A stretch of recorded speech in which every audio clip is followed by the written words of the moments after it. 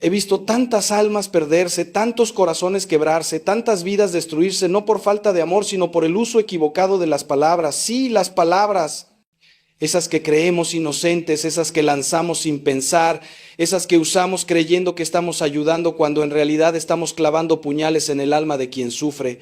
Durante mis años como sacerdote, he visto morir la esperanza en los ojos de las personas, no por la magnitud de su pecado, sino por las palabras crueles de quienes se decían sus hermanos en la fe. He visto cómo una madre rechaza a su hijo, cómo un esposo abandona a su esposa, cómo una comunidad entera expulsa a quien más necesita del abrazo de Cristo, y todo por el veneno que destilamos con nuestras lenguas. Hoy no vengo a darles un mensaje bonito y decorativo, vengo a confrontarlos, a confrontarme yo mismo, porque todos, absolutamente todos, hemos sido culpables de usar palabras que alejan en lugar de acercar, que condenan en lugar de redimir. Cuando veo a una alma perdida, cuando me encuentro frente a frente con alguien que ha caído en el abismo del pecado, de la desesperación, de la adicción, de la infidelidad, de la oscuridad más profunda, siento en mi corazón el mismo dolor que debió sentir Cristo cuando vio a Jerusalén desde el Monte de los Olivos. ¿Cuántas veces quise reunirte como la gallina reúne a sus polluelos bajo las alas, pero no quisiste? Y la pregunta que me desgarra es esta: ¿por qué no quisieron? ¿Será acaso que nosotros, los que nos decimos cristianos, los que levantamos nuestras manos en la misa, los que rezamos el rosario cada noche, hemos construido muros en lugar de puentes? Durante décadas he escuchado confesiones, he estado al lado de moribundos, he acompañado a drogadictos, a prostitutas, a criminales, a hombres y mujeres que la sociedad desecha como basura. Y déjenme decirles algo que quizás les duela. Muchos de ellos no están lejos de Dios por su pecado, están lejos de Dios por nuestras palabras. Por las palabras de cristianos que los juzgaron, los condenaron, los humillaron, los rechazaron. Hay palabras que matan. No lo digo metafóricamente, lo digo literalmente. Hay palabras que asesinan la esperanza, que ejecutan la fe, que entierran el último vestigio de luz que queda en un corazón quebrado. Y lo terrible, lo verdaderamente aterrador, es que muchas veces estas palabras vienen envueltas en un falso manto de rectitud, de santidad, de celo por la verdad. Nos creemos profetas cuando somos verdugos. Nos creemos defensores de la fe cuando somos lobos disfrazados de corderos. He visto a padres expulsar a sus hijos homosexuales de casa diciéndoles que están condenados al infierno, citando versículos bíblicos mientras cierran la puerta en sus rostros. He visto esposas cristianas llamar a sus maridos alcohólicos inútiles y perdedores, creyendo que así los motivarán a cambiar. He visto a comunidades enteras señalar con el dedo a la mujer adúltera mientras olvidan que Cristo escribió en la tierra las palabras que hicieron huir a los acusadores. ¿Qué escribió Jesús? Nunca lo sabremos, pero lo que sí sabemos es que sus palabras salvaron a aquella mujer de la muerte y la condena la recibieron los que se creían justos. Hermanos, permítanme ser brutalmente honesto con ustedes. Si han usado alguna vez la frase, te lo dije, ya sabía que ibas a fracasar, eres un caso perdido, Dios te está castigando, esto te pasa por pecador, entonces han sido instrumentos del demonio, no de Dios. Y sé que esto suena duro, sé que algunos de ustedes ahora mismo están sintiendo una punzada en el corazón, una incomodidad, quizás hasta enojo conmigo por decirlo así, pero es que no puedo, no debo, no quiero suavizar esta verdad. Santiago en su carta nos advierte que la lengua es un fuego, un mundo de maldad que contamina todo el cuerpo. Nos dice que con ella bendecimos al Señor y con ella maldecimos a los hombres creados a imagen de Dios, y que esto no debe ser así. Cada vez que usamos palabras destructivas con un alma que sufre, estamos maldiciendo la imagen de Dios. Estamos escupiendo en el rostro de Cristo que habita en ese hermano, en esa hermana. Y luego nos preguntamos por qué las iglesias se vacían, por qué los jóvenes huyen de la fe, por qué tantos prefieren la soledad del mundo que la compañía de los cristianos. Lo que voy a compartirles hoy no es teoría, no son bonitas reflexiones sacadas de libros de espiritualidad. Es el fruto de más de 40 años caminando por los callejones más oscuros del alma humana, sosteniendo manos temblorosas de quienes contemplaban el suicidio, limpiando vómito de borrachos tirados en las calles, abrazando a mujeres golpeadas que creían merecer el maltrato porque algún cristiano les dijo que debían soportar la cruz de un matrimonio abusivo. He llorado. Hermanos, he llorado ríos de lágrimas viendo cómo las palabras equivocadas de personas bien intencionadas terminaban de hundir a quien ya se estaba ahogando. Por eso hoy les pido, les suplico que me escuchen no con los oídos, sino con el corazón. Porque cada palabra que voy a decirles está bañada en sangre, en lágrimas, en el dolor de almas que pudieron salvarse pero se perdieron por nuestra crueldad disfrazada de verdad. Necesito que comprendan que esto no es un juego, que no estamos hablando de filosofía o teología abstracta. Estamos hablando de vida o muerte, de cielo o infierno, de salvación o condenación eterna. La primera palabra que jamás debemos pronunciar ante un alma perdida es decepción. Nunca le digas a alguien que lo has decepcionado. Cuando un hijo regresa a casa después de haber malgastado su herencia en una vida de pecado, cuando una hija confiesa un aborto, cuando un esposo admite una infidelidad, cuando alguien cae por enésima vez en la misma adicción, la palabra decepción es como un veneno que mata toda esperanza de redención. ¿Saben por qué? Porque la decepción centra la atención en ti, en tus expectativas, en tu dolor, en tu orgullo herido. Y en ese momento crítico, ese alma necesita saber que hay algo más grande que tu decepción: el amor incondicional de Dios. Cuando el hijo pródigo regresó, el padre no le dijo: me decepcionaste, no le hizo un largo discurso sobre cuánto había sufrido, cuántas noches pasó en vela esperándolo. No, corrió hacia él, lo abrazó, lo besó, ordenó que trajeran el mejor vestido, el anillo, las sandalias. Organizó una fiesta. ¿Pueden ver la diferencia? La decepción es un lujo que los cristianos no podemos permitirnos cuando enfrentamos a un alma en crisis. Es un sentimiento válido, es humano, es comprensible, pero no debe salir de nuestros labios en ese momento crucial. He visto a madres destrozar a sus hijos con esa palabra. Me has decepcionado tanto, le dicen al joven que confiesa su homosexualidad, al hijo que abandonó la universidad, a la hija que quedó embarazada fuera del matrimonio. Y con esas 3 palabras construyen un muro infranqueable entre ellos. Porque la decepción implica que el amor estaba condicionado al comportamiento, que la aceptación dependía del cumplimiento de ciertas expectativas. Y hermanos, ese no es el amor de Dios. Ese no es el amor que Cristo nos enseñó. Ese es un amor humano, limitado, egoísta, que dice: te amo sí, te acepto cuando, te perdono pero. Y un alma perdida necesita un amor que diga: te amo a pesar de, te acepto aunque te perdono porque Cristo me perdonó primero. Recuerdo el caso de Mónica, una mujer de 52 años que vino a verme completamente destrozada. Su hija de 25 años le había confesado que trabajaba como escort vendiendo su cuerpo para mantener un estilo de vida lujoso. Mónica estaba devastada y lo primero que me dijo fue: padre, le dije a mi hija que me había decepcionado profundamente, que había fallado como madre, que no podía creer que mi propia sangre se hubiera convertido en eso. La hija no volvió a hablarle durante 2 años, 2 años, hermanos. 2 años en los que esa joven se hundió más y más en ese mundo oscuro, porque las palabras de su madre habían cerrado la única puerta por donde podría haber escapado. Cuando finalmente logramos reunirlas, cuando Mónica aprendió a cambiar sus palabras, cuando en lugar de me decepcionas comenzó a decir: te amo incondicionalmente y estoy aquí para ti, la transformación comenzó. No fue instantánea, no fue mágica, pero fue real.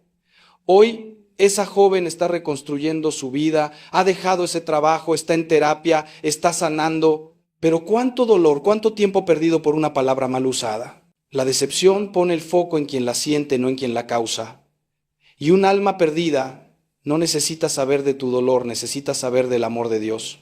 Necesita escuchar que, aunque ha fallado 1000 veces, aunque ha caído en lo más bajo, aunque ha roto todos los mandamientos, hay un Dios que no se decepciona porque nunca tuvo expectativas basadas en nuestra perfección, sino en su misericordia. Cuando Cristo estaba en la cruz muriendo por nuestros pecados, no dijo: Padre, me decepcionan, míralos crucificándome a mí que soy inocente. No. Dijo: Padre, perdónalos porque no saben lo que hacen. Esa es la palabra que sana, que restaura, que salva. El perdón sin condiciones, el amor que no se rinde, la gracia que supera cualquier falla. Así que guárdate tu decepción, procésala en oración, llévala ante el Señor, llórala si es necesario, pero no la arrojes como una piedra sobre quien ya está sangrando en el piso. Porque, hermanos, ¿saben qué produce la palabra decepción en un alma perdida? Vergüenza. Y la vergüenza es la herramienta favorita del demonio para mantener a las personas alejadas de Dios. La culpa dice: hice algo malo, pero la vergüenza dice: soy malo. La culpa puede llevarte al arrepentimiento, pero la vergüenza te lleva a la desesperación. Cuando le dices a alguien que lo has decepcionado, no lo estás llamando al arrepentimiento, lo estás empujando a la vergüenza. Le estás diciendo que no solo su acción fue mala, sino que él o ella es una decepción, una falla, un error. Y desde ese lugar de vergüenza profunda es casi imposible levantar la mirada hacia el cielo y creer que hay un Dios que te ama. Por eso les digo, eliminen esa palabra de su vocabulario cuando traten con almas heridas. Reemplácenla con te amo, estoy aquí, vamos a salir de esto juntos. Dios tiene un plan, incluso en medio de este desastre.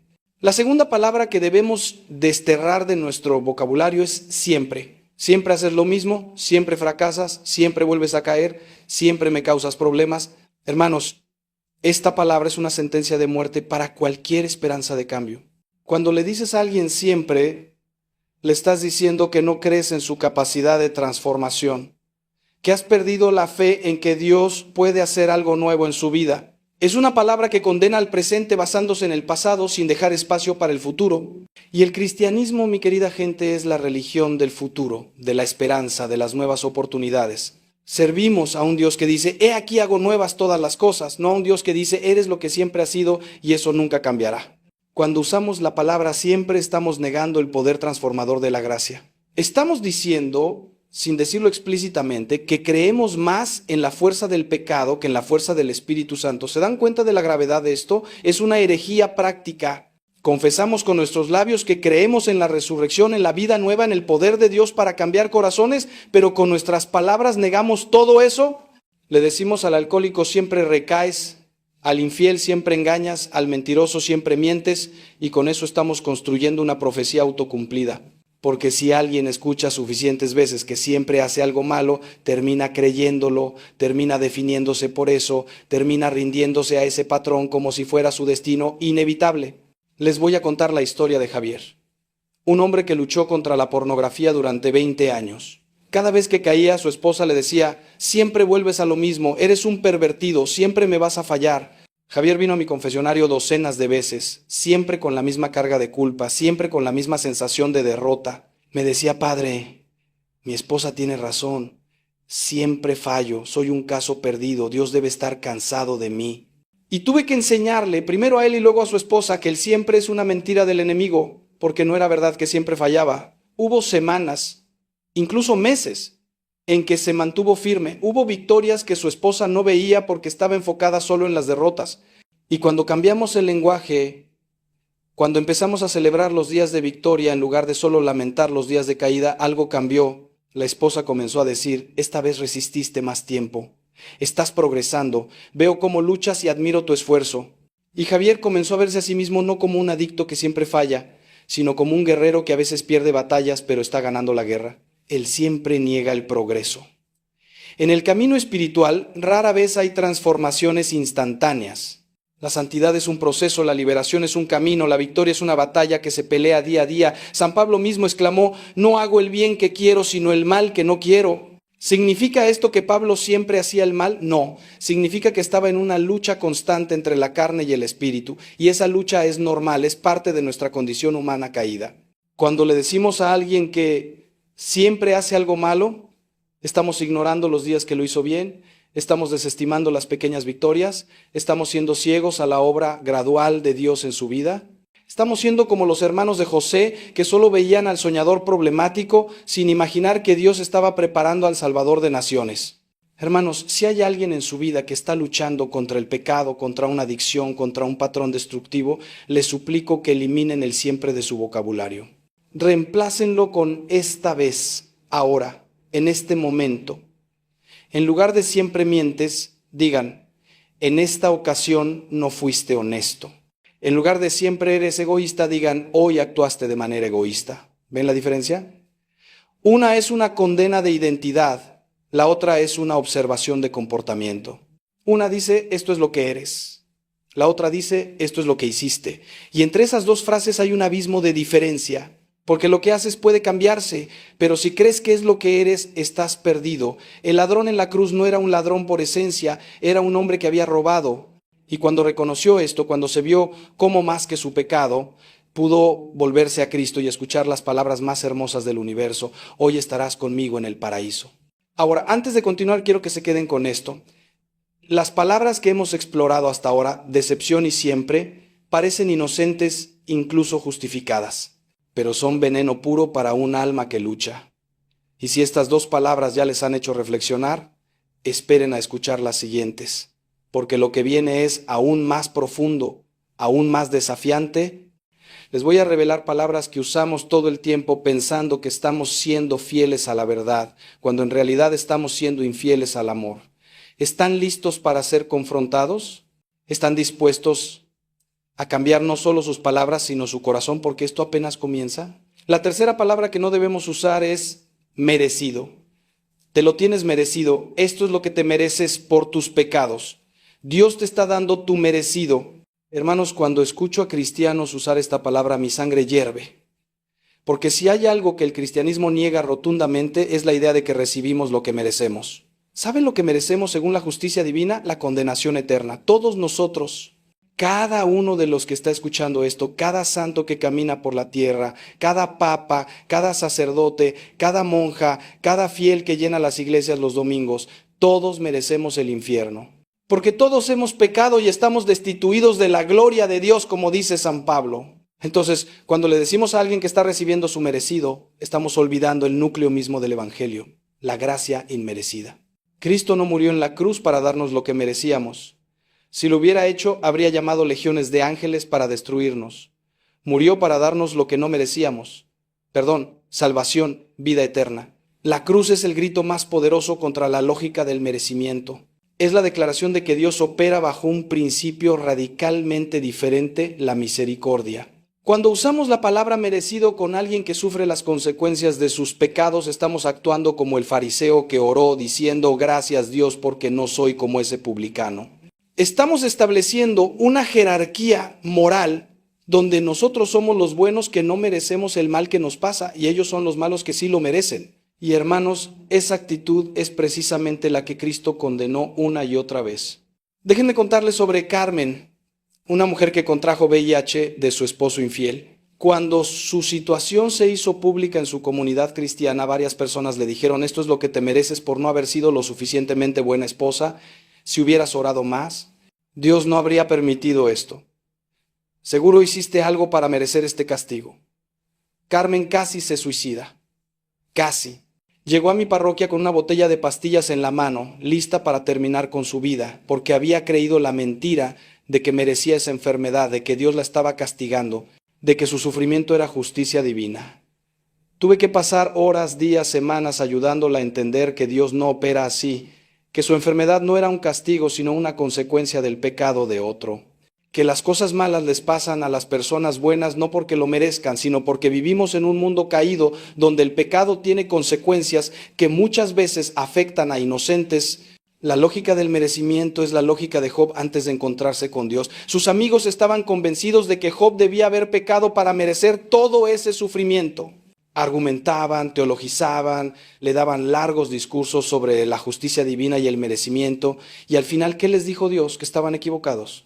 Que su forma de entender el sufrimiento era falsa, que hay misterios en el dolor humano que no pueden reducirse a una simple ecuación de pecado igual a castigo.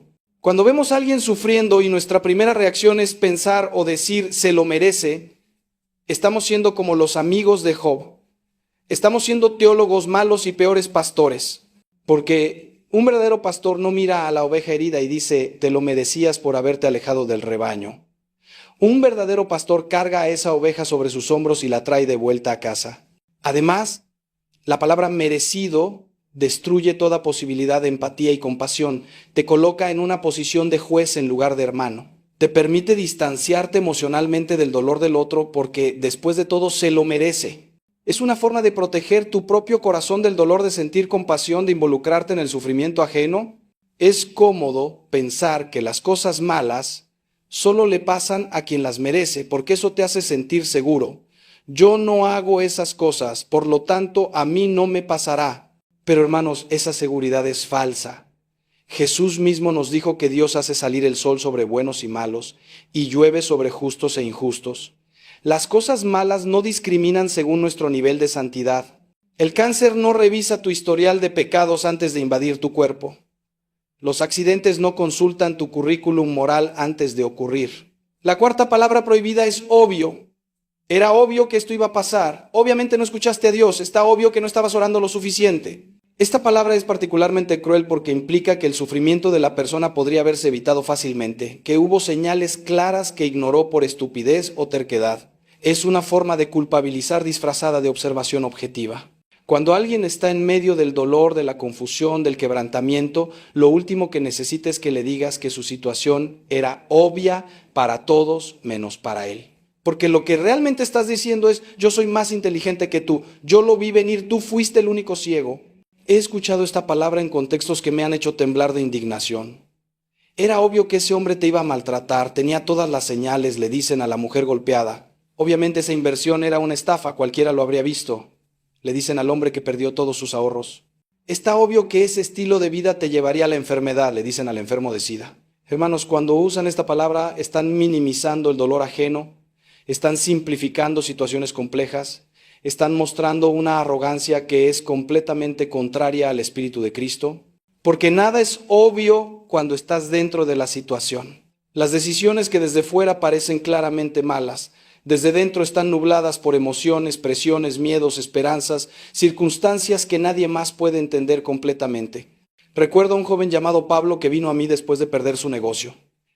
Había invertido todo en un proyecto que prometía grandes ganancias, avalado por personas de la iglesia que parecían confiables.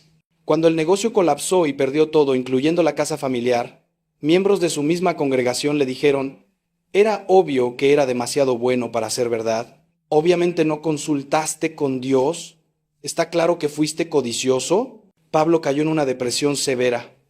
Me decía: padre, soy un idiota, todos lo veían y yo no. Dios debe estar decepcionado de mi estupidez.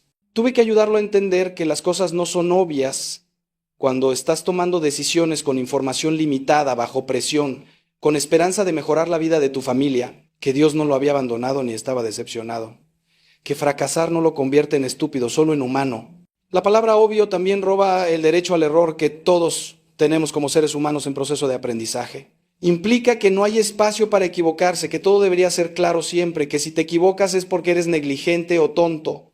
Pero hermanos, el crecimiento viene del error. Pedro tuvo que negar a Cristo 3 veces para llegar a ser la roca sobre la cual se edificó la iglesia. Tomás tuvo que dudar para llegar a la declaración de fe más profunda: Señor mío y Dios mío. Pablo tuvo que perseguir cristianos para llegar a ser el apóstol de los gentiles. Si Dios les hubiera dicho, era obvio que no debían hacer eso. Si los hubiera descalificado por sus errores obvios, la historia de la salvación sería muy diferente. Pero Dios no opera con la lógica del obvio. Opera con la lógica del amor paciente que permite tropezar, caer, levantarse y aprender.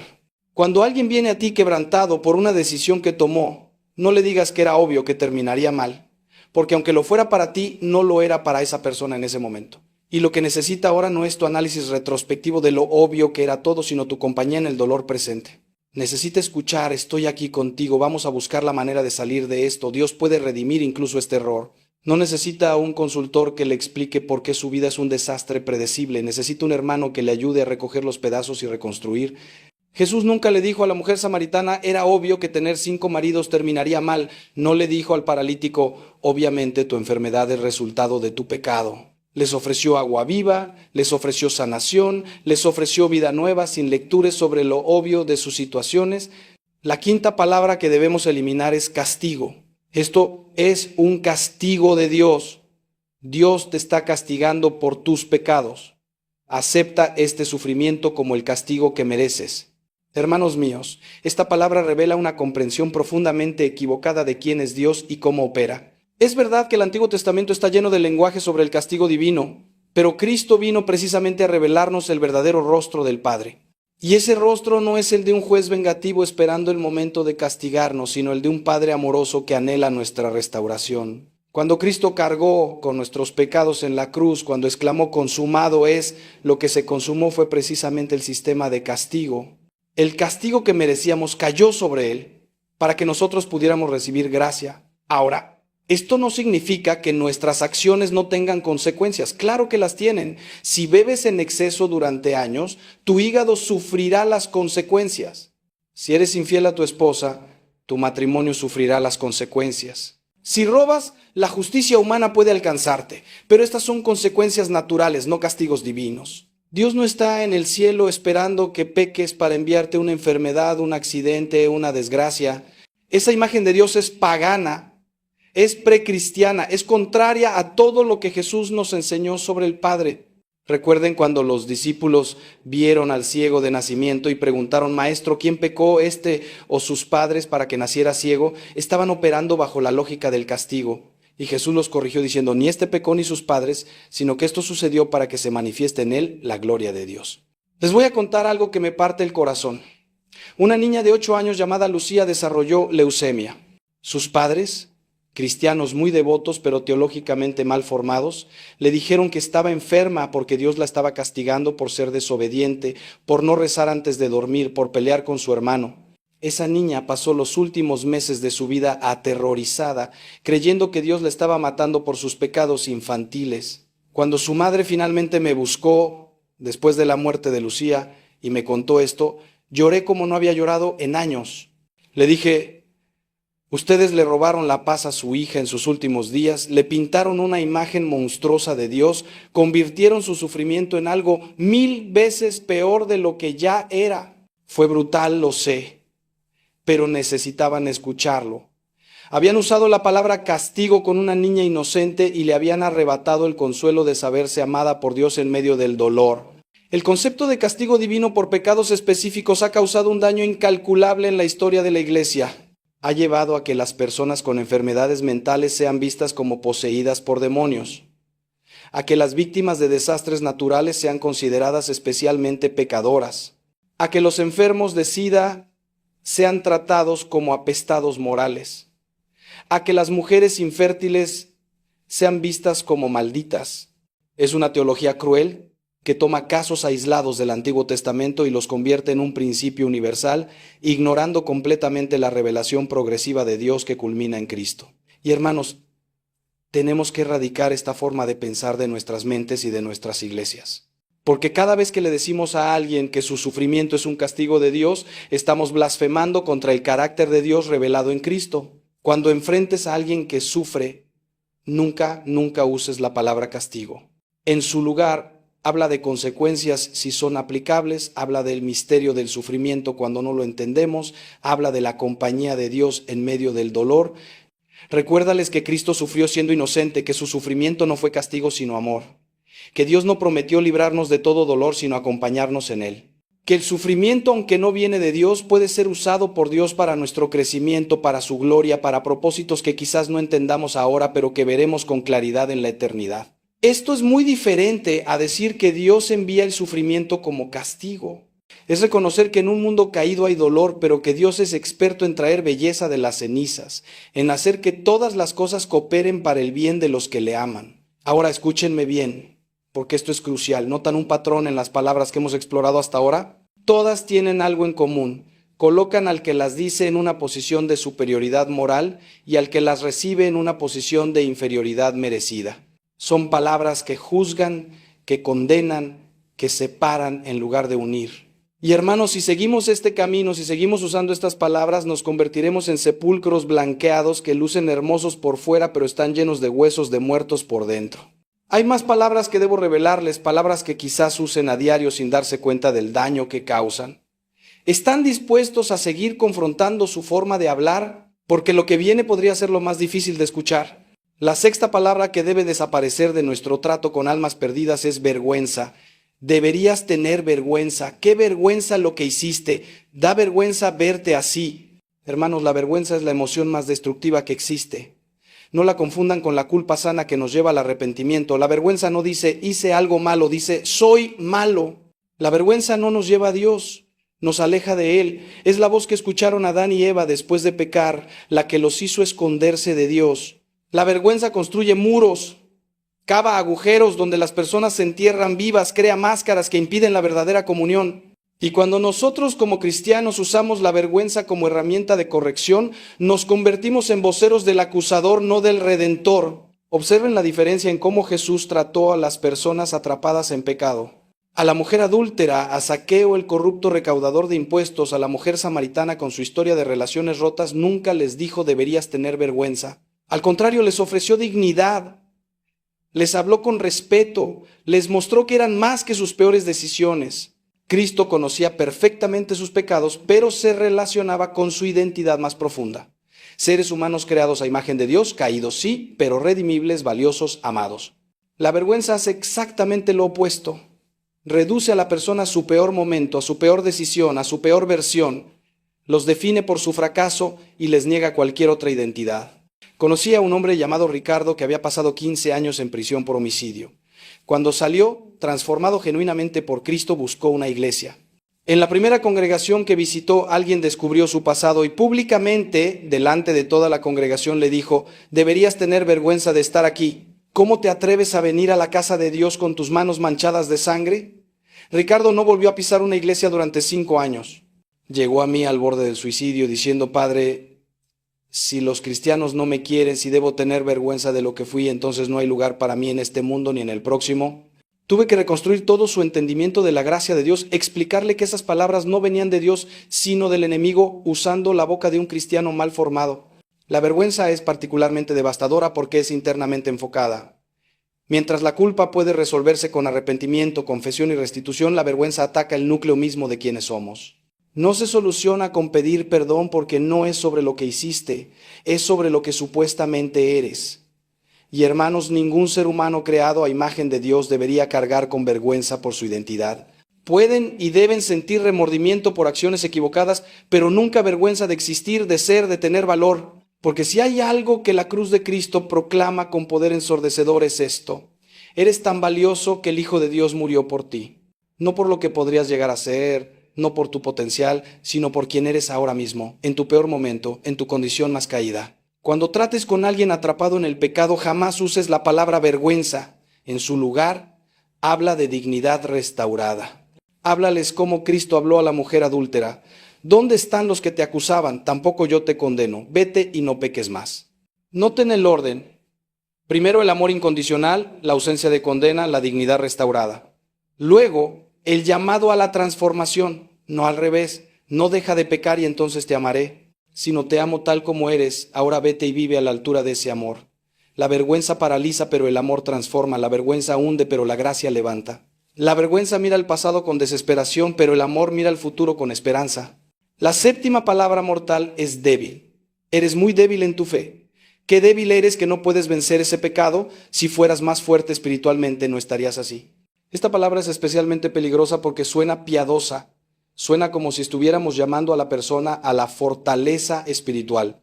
Pero en realidad lo que hace es añadir una carga imposible sobre alguien que ya está agobiado. Porque, hermanos, todos somos débiles.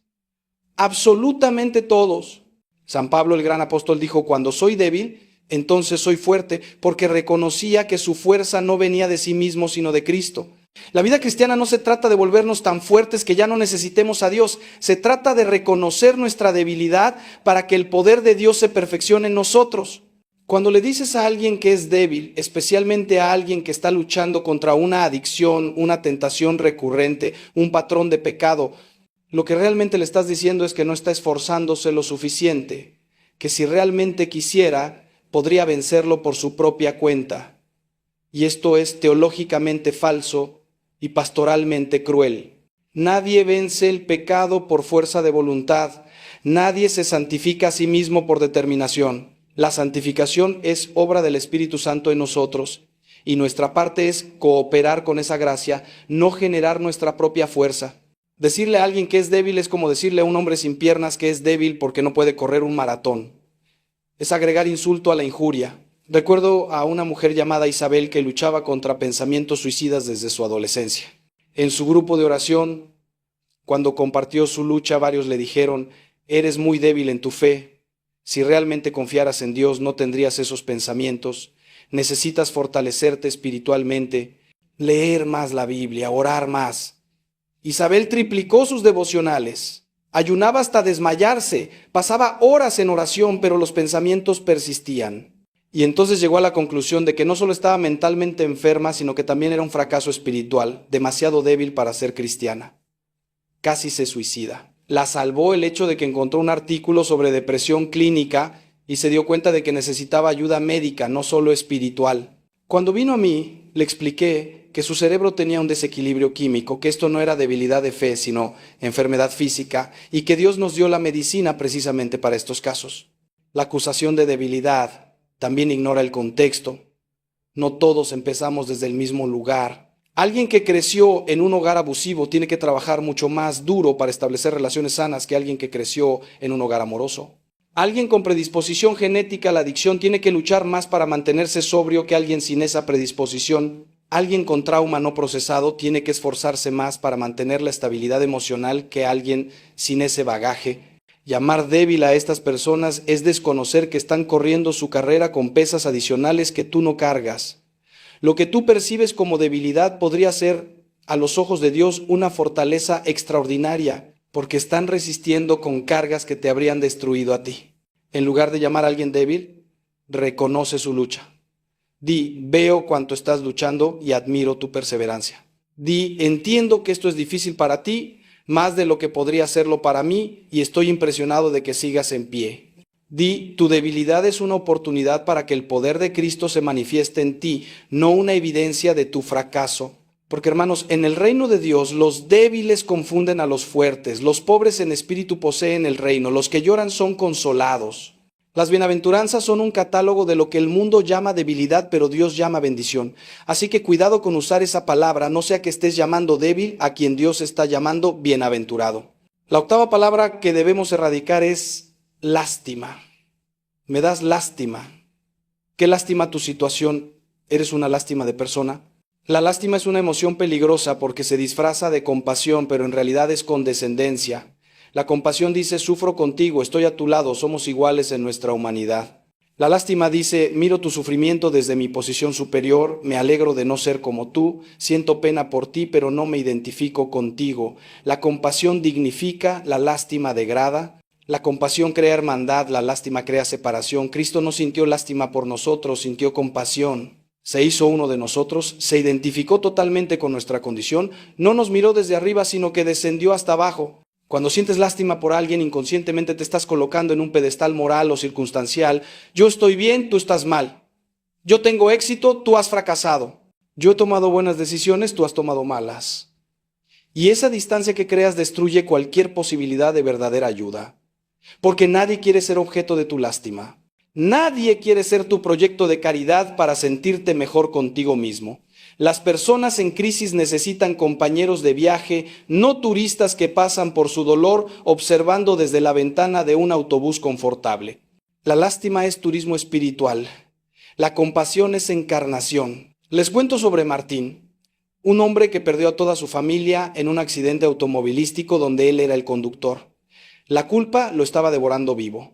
Cuando finalmente se atrevió a ir a la iglesia, alguien le dijo, ay, me das tanta lástima, no sé cómo puedes seguir viviendo con esa carga. Martín me dijo después que esas palabras casi lo terminan de destruir, porque la lástima lo redujo a su tragedia, lo convirtió en un objeto de pena, le robó cualquier vestigio de dignidad que le quedaba. Lo que necesitaba no era lástima, sino compasión. Necesitaba a alguien que le dijera, no puedo imaginar tu dolor, pero estoy aquí contigo, no estás solo, vamos a atravesar esto juntos. Esa es la diferencia entre lástima y compasión. La lástima también puede convertirse en una forma pasiva de juzgar. Cuando dices qué lástima que tu matrimonio se destruyó con cierto tono, lo que realmente estás diciendo es qué lástima que no supiste cuidarlo como yo he sabido cuidar el mío. Cuando dices me das lástima porque estás solo, estás implicando que hay algo deficiente en la persona. La lástima casi siempre viene acompañada de una narrativa implícita, donde el que siente lástima está del lado correcto de las cosas y el objeto de lástima está del lado equivocado. Y hermanos, esa no es la postura que debemos tener ante el sufrimiento ajeno. Nuestra postura debe ser de humildad, reconociendo que si no fuera por la gracia de Dios, ahí estaría yo. Reemplacen la lástima con empatía genuina. No digan me das lástima, digan mi corazón duele contigo, estoy aquí para lo que necesites, veo tu dolor y lo honro. La diferencia es monumental. Una frase te coloca arriba mirando hacia abajo, la otra te coloca al lado, hombro con hombro.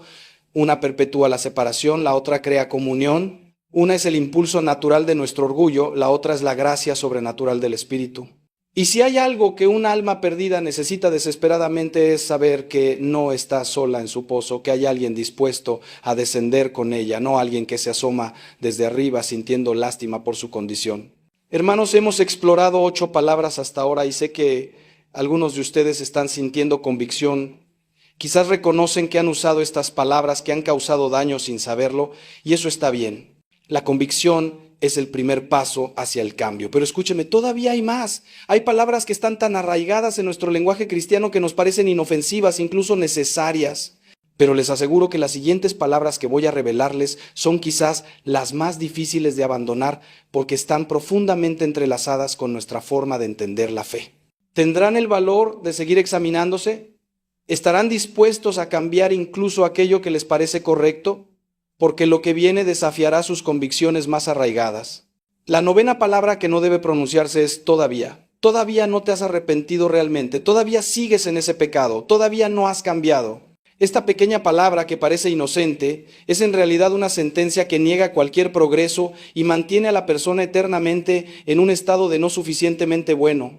Es una palabra que mueve constantemente la línea de meta. Cada vez que alguien da un paso adelante, el todavía le recuerda que aún no es suficiente, que falta más, que no ha llegado.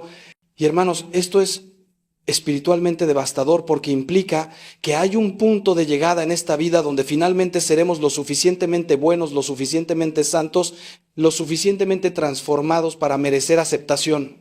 La verdad del Evangelio es exactamente lo opuesta. Somos aceptados no por lo que hemos llegado a ser, sino por lo que Cristo ha hecho.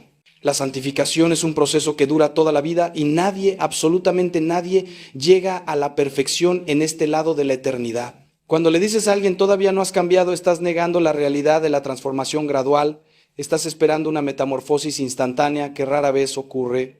Estás siendo como el jardinero impaciente que desentierra la semilla cada día para ver si ya germinó, matándola en el proceso. El crecimiento espiritual es lento, invisible muchas veces, lleno de retrocesos temporales que no niegan el progreso general. Déjenme contarles sobre Felipe, un hombre que luchaba contra la ira. Durante años trabajó en terapia, en dirección espiritual, en grupos de apoyo. Pasó de tener explosiones violentas diarias a tenerlas semanalmente, luego mensualmente. Pero su esposa, frustrada por no ver un cambio instantáneo, constantemente le decía: todavía te enojas igual que antes, todavía no has cambiado nada. Felipe llegó a mi oficina completamente derrotado. Me dijo: padre, ¿de qué sirve esforzarme si ella no ve ningún progreso? He reducido mis explosiones en un 90%, pero para ella todavía soy el mismo monstruo de antes. Tuve que intervenir con la esposa, ayudarla a ver que su uso del todavía estaba saboteando la transformación de su esposo, que necesitaba celebrar el progreso en lugar de solo señalar lo que faltaba. El todavía también revela una falta de fe en el proceso de Dios. Dios es paciente.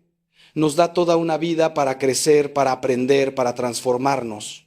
No está con un cronómetro midiendo nuestro progreso, no está frustrado porque todavía no somos perfectos. Él ve el cuadro completo. Ve de dónde venimos y hacia dónde vamos. Ve los obstáculos internos y externos que enfrentamos. Y sobre todo ve a Cristo en nosotros. Ve nuestra posición perfecta en Cristo incluso mientras nuestro estado práctico va cambiando gradualmente. Pero nosotros, en nuestra impaciencia y falta de gracia, usamos el todavía como un látigo para apresurar un proceso que no puede apresurarse. En lugar del todavía, usen el ya. Ya puedo ver cambios en ti, ya has avanzado mucho desde donde empezaste, ya Dios está obrando en tu vida. Esto no significa negar la realidad de que falta camino por recorrer. Significa elegir enfocarse en el progreso en lugar de en la falta. Porque, hermanos, lo que enfocamos crece. Si constantemente enfocas lo que falta, eso crecerá en la mente de la persona hasta que se sienta tan abrumada que se rinda. Pero si enfocas lo que ya ha cambiado, eso crecerá. Generará esperanza, motivará a seguir adelante. El todavía genera desesperanza, el ya genera esperanza. El todavía mira lo que falta, el ya celebra lo que se ha ganado. La 10ª palabra prohibida es nunca. Nunca vas a cambiar, nunca saldrás de esto, nunca serás diferente. Esta palabra es una maldición disfrazada de observación. Es una profecía negativa que, cuando se pronuncia con suficiente autoridad y repetición, tiende a cumplirse a sí misma. Porque cuando alguien escucha suficientes veces que nunca cambiará, comienza a creerlo y cuando lo cree, deja de intentarlo. ¿Para qué esforzarse si el futuro ya está determinado? ¿Para qué luchar si el resultado ya está escrito en piedra? El nunca es la antítesis de la esperanza. Y sin esperanza, el alma humana se marchita y muere. He visto el poder destructivo de esta palabra en innumerables vidas. Padres que le dicen a sus hijos rebeldes: nunca vas a hacer nada en la vida. esposas que le dicen a sus maridos adictos, nunca vas a dejar ese vicio. Pastores que le dicen a miembros de su congregación, nunca vas a superar esa debilidad. Y hermanos, cada vez que escucho estas palabras siento como si alguien estuviera asesinando el futuro de esa persona. Porque Él nunca cierra puertas que solo Dios tiene derecho a cerrar. Declara imposible lo que para Dios es posible. Establece límites humanos donde Dios no los ha establecido. Conocí a una joven llamada Sofía que había intentado suicidarse 3 veces. Después de su tercer intento, un consejero cristiano mal entrenado le dijo, si lo has intentado 3 veces, ¿está claro que nunca te vas a recuperar? Hay algo fundamentalmente roto en ti que probablemente nunca se arregle. Sofía tomó esas palabras como una sentencia de muerte. Dejó de buscar ayuda, dejó de luchar, se resignó a una vida de miseria porque una figura de autoridad le había dicho que nunca mejoraría. Milagrosamente un amigo la conectó conmigo años después. Tuve que desarmar palabra por palabra esa maldición que había estado rigiendo su vida. Tuve que mostrarle que el nunca humano no limita el siempre de Dios, que Dios se especializa en imposibles, en nunca transformados en siempres. La palabra nunca también es teológicamente incorrecta. Mientras haya vida, hay esperanza de cambio. Mientras el Espíritu Santo esté obrando, ninguna transformación es imposible. Hemos visto a asesinos convertirse en santos, a perseguidores convertirse en apóstoles, a prostitutas convertirse en evangelistas. La historia de la iglesia está llena de nuncas demolidos por la gracia de Dios. El ladrón en la cruz nunca iba a entrar al paraíso según todos los estándares humanos. Pero Cristo dijo, hoy estarás conmigo en el paraíso. María Magdalena nunca iba a ser limpia según sus acusadores, pero Cristo la liberó y ella se convirtió en la primera testigo de la resurrección. Pablo nunca iba a dejar de perseguir cristianos según cualquier observador, pero Cristo lo encontró en el camino a Damasco y se convirtió en el mayor misionero de la historia. Eliminen el nunca de su vocabulario, reemplácenlo con aún no, que deja espacio para el futuro. En lugar de nunca vas a cambiar, digan, aún no has cambiado, pero con Dios todas las cosas son posibles. En lugar de nunca saldrás de esto, digan, aún no has salido, pero Dios no ha terminado contigo. Él aún no mantiene la puerta abierta. Reconoce la realidad presente sin dictar el futuro. Honra el libre albedrío y el poder de Dios simultáneamente.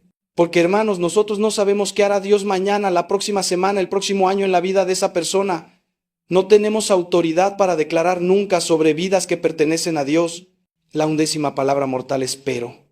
Te perdono, pero. Te amo, pero.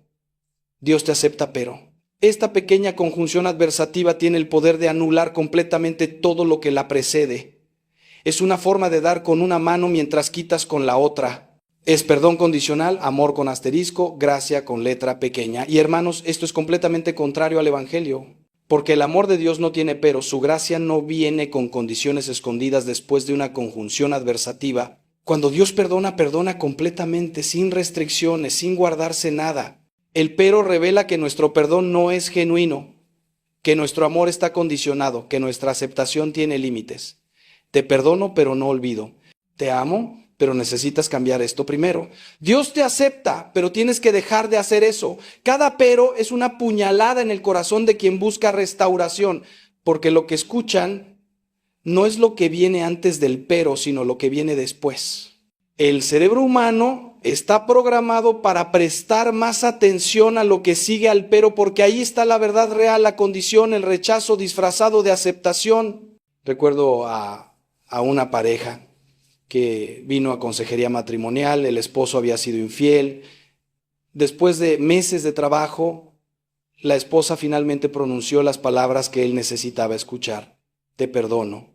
Pero inmediatamente añadió, pero nunca podré olvidar lo que hiciste. Pero nunca volveré a confiar en ti completamente, pero siempre me preguntaré si lo harás de nuevo. El esposo salió de esa sesión más destrozado que antes. Me dijo, hubiera preferido que me dijera claramente que no me perdona, al menos sería honesto. Tuve que trabajar con la esposa para ayudarla a entender que un perdón con pero no es perdón en absoluto. Es una forma de mantener el control, de seguir castigando, de nunca permitir verdadera restauración. El pero también contamina las afirmaciones más hermosas. Eres valioso, pero Dios tiene un plan para ti. Pero puedes empezar de nuevo, pero inmediatamente después de construir esperanza, la demolemos con lo que viene después del pero. Es como si estuviéramos tan incómodos con la gracia radical que sentimos la necesidad de balancearla con un poco de condena, un poco de realismo duro, un poco de no te creas tanto. Pero hermanos, la gracia no necesita balance, la gracia es escandalosa precisamente porque no tiene peros, es completa, total, incondicional. Si realmente quieres perdonar, perdona sin peros. Si realmente amas, amas sin condiciones posteriores. Si realmente quieres transmitir la gracia de Dios, hazlo sin matizarla con advertencias. Cuando Cristo le dijo a la mujer adúltera, tampoco yo te condeno, no añadió, pero que sea la última vez o pero me has decepcionado. Simplemente dijo, vete y no peques más. El llamado a la transformación vino después de la declaración de no condenación, no como condición de ella. Este orden es crucial. Primero la aceptación total, luego la invitación al cambio. No cambia y entonces te aceptaré, sino te acepto completamente, ahora vive desde ese lugar de aceptación. La 12ª palabra que debemos eliminar es solamente.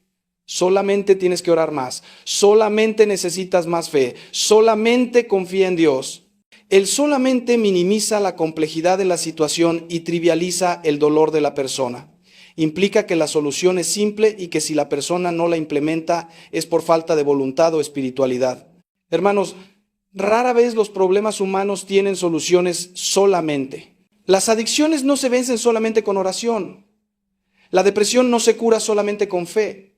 Los matrimonios no se restauran solamente confiando en Dios.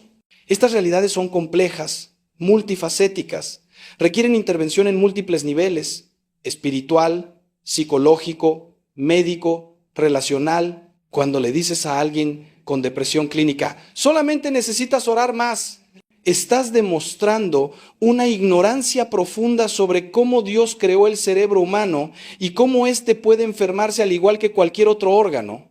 Estás espiritualizando lo que podría ser un problema médico que requiere medicación. Estás añadiendo culpa espiritual a alguien que ya carga con suficiente dolor.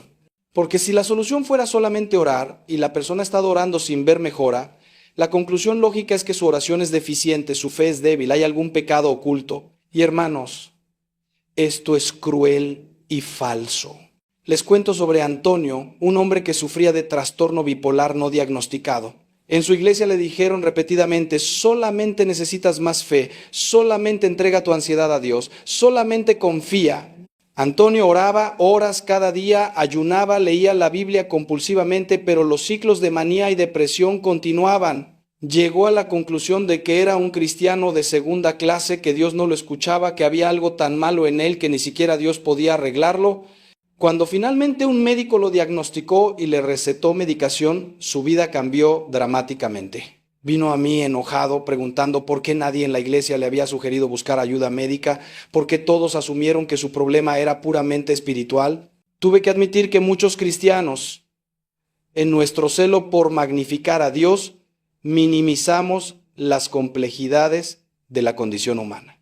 El solamente también puede aplicarse a situaciones relacionales. Para salvar tu matrimonio solamente tienes que perdonar. Pero, ¿y si hay abuso? ¿Y si hay infidelidad serial? ¿Y si hay patrones destructivos que requieren terapia intensiva? El perdón es importante, crucial incluso, pero rara vez es solamente eso lo que se necesita. La restauración de relaciones rotas requiere arrepentimiento genuino, cambio de comportamiento, reconstrucción de confianza, establecimiento de límites sanos y a menudo intervención profesional. Reducirlo a solamente perdona es simplista y potencialmente peligroso. Eliminen el solamente de sus consejos. Reconozcan que vivimos en un mundo caído donde los problemas son complejos y las soluciones requieren sabiduría, paciencia y a menudo múltiples intervenciones.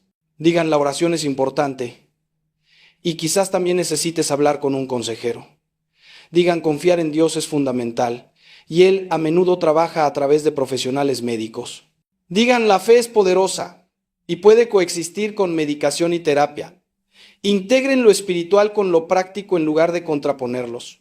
Porque hermanos, Dios nos dio cerebros para pensar, manos para crear medicina, ciencia para entender el cuerpo humano. Usar estos recursos no es falta de fe, es reconocer los múltiples caminos a través de los cuales Dios obra su sanación. Hermanos, llevamos 12 palabras exploradas y sé que algunos de ustedes están exhaustos por esta confrontación continua. Pero no puedo detenerme ahora. No cuando Hay 3 palabras más que necesitan ser expuestas, 3 palabras que quizás sean las más sutiles, las más peligrosas, porque se esconden en la cultura cristiana como si fueran virtudes. Lo que viene a continuación podría ser lo más controversial que he dicho hasta ahora, pero necesito que se queden conmigo, porque estas últimas 3 palabras podrían ser las que más daño han causado en nombre de la fe. ¿Están listos para el tramo final de este viaje? ¿Tienen el coraje de llegar hasta el final? La 13ª palabra que no debe pronunciarse es suficiente. No eres suficiente, tu arrepentimiento no es suficiente, tu esfuerzo no es suficiente. Esta palabra establece un estándar indefinido que nunca puede alcanzarse porque siempre hay más que hacer, más que ser, más que ofrecer. Es una palabra que nace de la mentalidad del mérito, de la idea de que debemos ganarnos el amor, la aceptación, el perdón. Y hermanos, esta mentalidad es veneno puro porque niega la esencia misma del Evangelio, que nunca seremos suficientes por nuestras propias fuerzas y que Cristo es nuestra suficiencia. Cuando le dices a alguien que no es suficiente, estás comunicando que debe hacer más, ser más, esforzarse más para merecer aceptación. Pero el mensaje del Evangelio es radicalmente diferente. Cristo es suficiente. Su gracia es suficiente. Su sangre es suficiente. Nosotros venimos insuficientes, rotos, incompletos y encontramos en Él la plenitud que nos falta. No nos hacemos suficientes para Dios, Dios nos hace suficientes en Cristo. Esta verdad, cuando se comprende profundamente, libera de la esclavitud de la performance espiritual. Conocí a una mujer llamada Elena que había dedicado 40 años de su vida a servir en la iglesia. Enseñaba escuela dominical, dirigía grupos de oración, visitaba enfermos, cocinaba para eventos, limpiaba el templo. Cuando finalmente a sus 65 años tuvo que reducir su servicio por problemas de salud, el pastor le dijo: entiendo que estés cansada, pero siento que ya no eres suficientemente comprometida con la obra. Elena cayó en una depresión profunda. Sintió que después de 4 décadas de servicio no había sido suficiente. Me buscó preguntando: Padre, ¿qué más debo hacer? Nunca seré suficiente para Dios. Tuve que reconstruir todo su entendimiento de su valor ante Dios, explicándole que nunca se trataba de ser suficiente, sino de ser amada. El suficiente crea una ansiedad espiritual insoportable, porque si no sabes cuándo has hecho o sido suficiente, nunca puedes descansar. Siempre hay otra montaña que escalar, otro nivel que alcanzar, otra prueba que pasar. Vives en constante incertidumbre sobre tu posición ante Dios y ante la comunidad. Y hermanos, esto no es vida cristiana, es esclavitud religiosa. Cristo nos llamó a su yugo que es fácil y su carga que es ligera.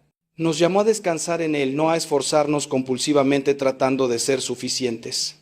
Dejen de evaluar a las personas con el metro del suficiente. Dejen de medir arrepentimientos, de cuantificar esfuerzos, de calificar espirituales. En lugar de no es suficiente, digan: Cristo es suficiente para ti y en ti. En lugar de establecer estándares imposibles, señalen a Cristo que es el estándar cumplido. En lugar de demandar más, celebren lo que ya se ha dado. Porque hermanos, cuando ayudamos a las personas a descansar en la suficiencia de Cristo, en lugar de perseguir su propia suficiencia, las liberamos para una transformación genuina que no nace de la ansiedad, sino del amor. La 14ª palabra prohibida es sospecho. Sospecho que no estás siendo completamente honesto, sospecho que hay pecado oculto, sospecho que tus motivos no son puros. Esta palabra envenena las relaciones con desconfianza, crea un ambiente de culpabilidad hasta que se demuestre inocencia y destruye el fundamento de amor que debe caracterizar la comunidad cristiana. Cuando sospechas de alguien sin evidencia concreta, estás juzgando el corazón, algo que solo Dios puede y debe hacer. Estás asumiendo lo peor en lugar de creer lo mejor, violando directamente el mandato de que el amor todo lo cree, todo lo espera. La sospecha es particularmente devastadora cuando viene de líderes espirituales o figuras de autoridad. Cuando un pastor sospecha de un miembro sin causa, cuando un padre sospecha de un hijo sin evidencia, cuando un consejero sospecha de un aconsejado basándose solo en su intuición, crean un ambiente tóxico donde la persona se siente constantemente vigilada, perpetuamente culpable, imposible de satisfacer. Porque ¿cómo pruebas que no estás haciendo lo que se sospecha? ¿Cómo demuestras la ausencia de algo? Es una posición imposible. Recuerdo a un joven llamado Miguel que vino a confesarse después de años alejado de la iglesia. Le pregunté sobre su vida, sobre sus luchas, sobre lo que lo había traído de vuelta. Compartió honestamente sus batallas con la pornografía, su deseo de cambiar, los pasos que había tomado para establecer límites. Otro sacerdote que escuchó nuestra conversación me llamó aparte después y me dijo: sospecho que ese joven no está siendo completamente honesto. Sospecho que hay más pecados que no confesó. Sospecho que volverá a caer y te está manipulando. Decidí ignorar esas sospechas infundadas y acompañar a Miguel en su camino. Hoy, 5 años después, es un hombre transformado, líder en su comunidad, mentor de otros jóvenes. Si hubiera actuado según las sospechas de mi colega, probablemente lo habría alejado permanentemente. La sospecha también puede convertirse en una profecía autocumplida. Cuando sospechas que alguien va a fallar, tu comportamiento hacia esa persona cambia, te vuelves vigilante, crítico o distante. Y la persona, sintiendo esa desconfianza, eventualmente se comporta de acuerdo a tus expectativas negativas, no porque seas profético, sino porque tu sospecha creó el ambiente donde el fracaso era más probable. En cambio, cuando eliges confiar, cuando decides creer lo mejor hasta que se demuestre lo contrario, creas un ambiente donde el éxito es más probable. Eliminen la sospecha de su trato con personas que buscan restauración. Reemplácenla con confianza prudente. Esto no significa ser ingenuo o ignorar señales de alarma reales. Significa que tu postura por defecto es creer en las personas, darles el beneficio de la duda, esperar lo mejor de ellas. Si eventualmente demuestran que no merecían esa confianza, pueden ajustar, pero comenzar con sospecha garantiza que nunca habrá verdadera restauración, porque la restauración requiere un ambiente de gracia, no de vigilancia constante. Cristo confió en Pedro después de su triple negación. Confió en Tomás después de su duda. Confió en todos los discípulos que lo abandonaron. Si él pudo confiar después de ser traicionado, ciertamente nosotros podemos confiar dando a las personas la oportunidad de demostrar su cambio. La 15ª y última palabra que debe desaparecer de nuestro vocabulario es imposible. Es imposible que cambies. Es imposible que Dios te use después de lo que hiciste. Es imposible restaurar lo que se ha roto. Hermanos, esta palabra es quizás la más blasfema de todas porque limita a Dios, pone techo a su poder, establece fronteras a su gracia. Y cada vez que declaramos algo imposible en el reino de Dios, estamos olvidando que servimos al Dios que resucitó a muertos, que abrió el mar, que hizo que una virgen concibiera, que transformó agua en vino, que perdonó lo imperdonable y amó lo no amable. Cuando miro la historia bíblica veo un catálogo de imposibles hechos posibles. Era imposible que Abraham tuviera un hijo a los 100 años, pero nació Isaac. Era imposible que los israelitas escaparan de Egipto, pero Dios abrió el mar. Era imposible que cayeran los muros de Jericó con solo gritos y trompetas, pero cayeron. Era imposible que David derrotara a Goliat, pero una piedra bastó. Era imposible que Jonás sobreviviera en el vientre del pez, pero Dios lo preservó. Era imposible que Lázaro resucitara después de 4 días muerto, pero Cristo lo llamó de vuelta. Era imposible que Saulo el perseguidor se convirtiera en Pablo el apóstol, pero Cristo lo transformó. El cristianismo es la religión de los imposibles hechos posibles por un Dios para quien nada es imposible. Les voy a contar la historia más poderosa que conozco sobre esta palabra. Había un hombre en mi parroquia llamado Roberto que había cometido un crimen horrible. Había matado a un niño en un accidente conduciendo ebrio. Fue a prisión.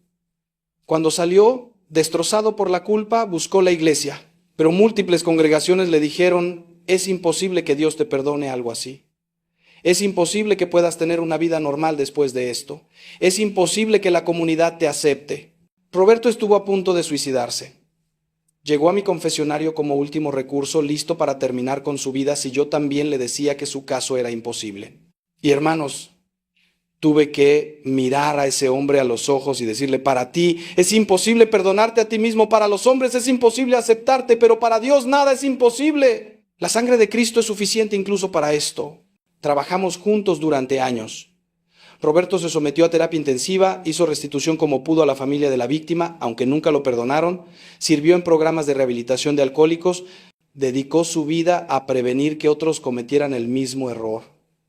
Nunca olvidó su crimen, nunca lo minimizó, pero aprendió a vivir en la gracia de un Dios que hace posible lo imposible.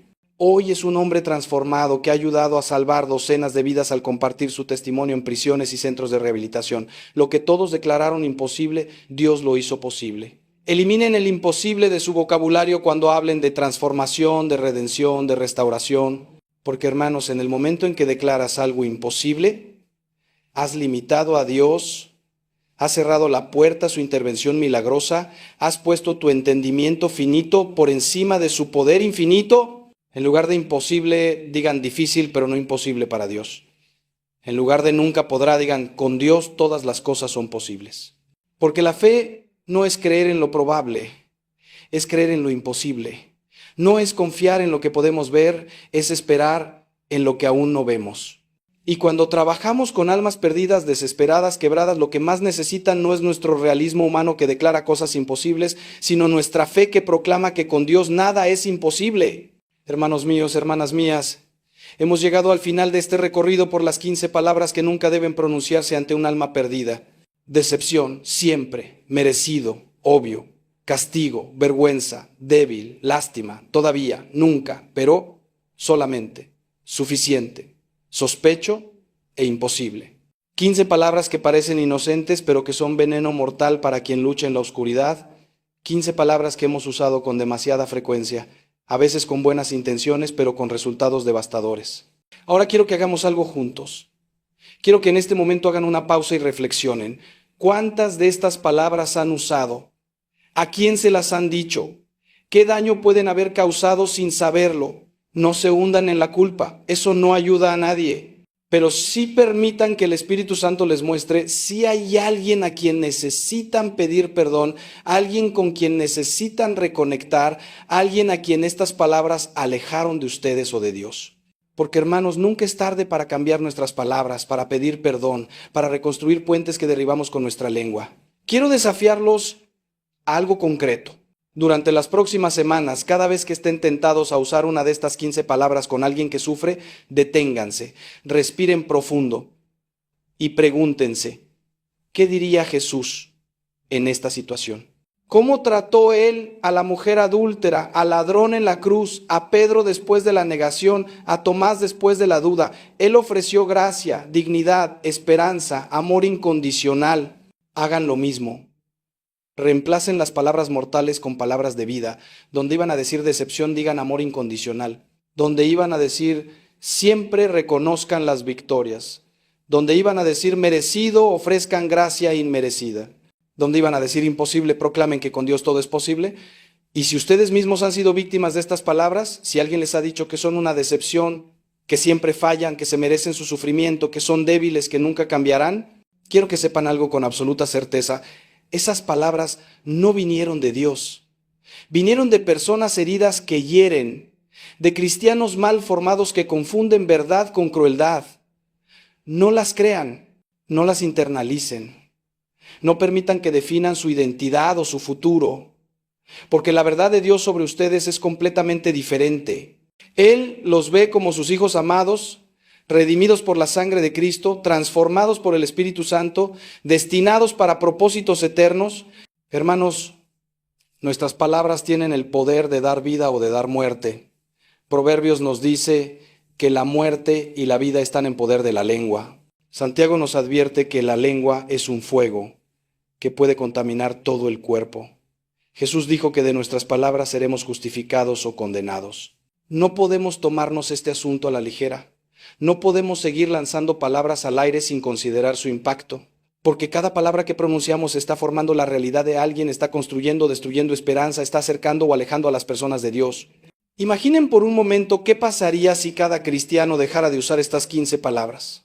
Imaginen si nuestras iglesias se convirtieran en espacios donde nadie es llamado decepción, donde el siempre negativo es reemplazado con celebración del progreso, donde la gracia fluye sin peros, donde nada se declara imposible porque servimos al Dios de los imposibles. Imaginen cuántas almas perdidas encontrarían refugio, cuántos corazones rotos sanarían, cuántas vidas transformadas daríamos testimonio. Esto no es utopía, hermanos. Esto es el reino de Dios manifestado en tierra cuando su pueblo aprende a hablar como habló Cristo. Les voy a dejar con una última reflexión. En el juicio final, Cristo no nos va a preguntar cuántos versículos memorizamos, cuántas misas asistimos, cuántos ayunos hicimos. Nos va a preguntar cómo tratamos a los más pequeños de sus hermanos, al hambriento, al sediento, al desnudo, al enfermo, al prisionero. Y yo añadiría, al quebrantado, al caído, al perdido, al desesperado. Les dimos de comer palabras de vida o palabras de muerte, los vestimos con dignidad o los desnudamos con vergüenza. Visitamos su prisión de desesperanza con gracia o cerramos la puerta con condenación. Cada alma perdida que encuentran en su camino es Cristo disfrazado, esperando ver si lo reconocen, si lo tratan con la ternura que merece, si le ofrecen las palabras que sanan. No fallen esta prueba. No permitan que su lengua, ese pequeño miembro de su cuerpo, sea instrumento del enemigo. Hagan de ella instrumento de paz, de esperanza, de restauración. Porque, hermanos, al final del día lo que quedará de nuestras vidas no serán nuestros logros o nuestras posesiones, sino las huellas que dejamos en los corazones de las personas con quienes nos cruzamos. Y ahora, quiero pedirles algo. Si este mensaje les ha tocado el corazón, si han visto áreas donde necesitan cambiar, si han recordado a alguien que necesita escuchar estas verdades, compartan este mensaje. Envíenlo a ese amigo que está luchando, a ese familiar que parece perdido, a ese compañero de trabajo que necesita esperanza, porque nunca sabemos quién necesita exactamente estas palabras en este momento. Quizás hay alguien al borde del abismo, lista para rendirse, y este mensaje será la mano que Dios extiende para rescatarla. También los invito a que se suscriban a este canal, porque mi compromiso es seguir trayéndoles mensajes que fortalezcan su fe, que desafíen su forma de pensar, que los equipen para ser mejores discípulos de Cristo en un mundo que desesperadamente necesita ver el amor de Dios encarnado en personas reales. No se trata de seguir a un sacerdote, se trata de crecer juntos en nuestra comprensión del Evangelio y nuestra capacidad de vivirlo auténticamente. Finalmente quiero orar por ustedes, donde quiera que estén escuchando esto, en su auto, en su casa, en su trabajo. Les pido que cierren sus ojos por un momento. Padre Celestial, te pido por cada persona que ha escuchado este mensaje. Por aquellos que reconocen haber usado estas palabras y cargan con culpa, les traigo tu perdón y tu gracia. Por aquellos que han sido heridos por estas palabras, les traigo sanación y restauración de su verdadera identidad en Cristo. Por aquellos que tienen delante de ellos un alma perdida y no saben qué decir, les traigo sabiduría y palabras de vida. Transforma nuestras lenguas, Señor. Haz que de nuestras bocas salga solo lo que edifica, lo que sana, lo que restaura. Que nunca más seamos instrumentos de condenación, sino canales de tu gracia inagotable. En el nombre de Jesús, amén. Hermanos, gracias por haberme acompañado en este recorrido largo pero necesario. Los llevo en mi corazón y en mis oraciones. Que Dios los bendiga abundantemente, que el Espíritu Santo los guíe en cada palabra que pronuncien y que Cristo se refleje en la forma en que aman a los perdidos, a los quebrantados, a los caídos. Hasta la próxima vez. Recuerden siempre, sus palabras tienen poder. Úsenlas para dar vida.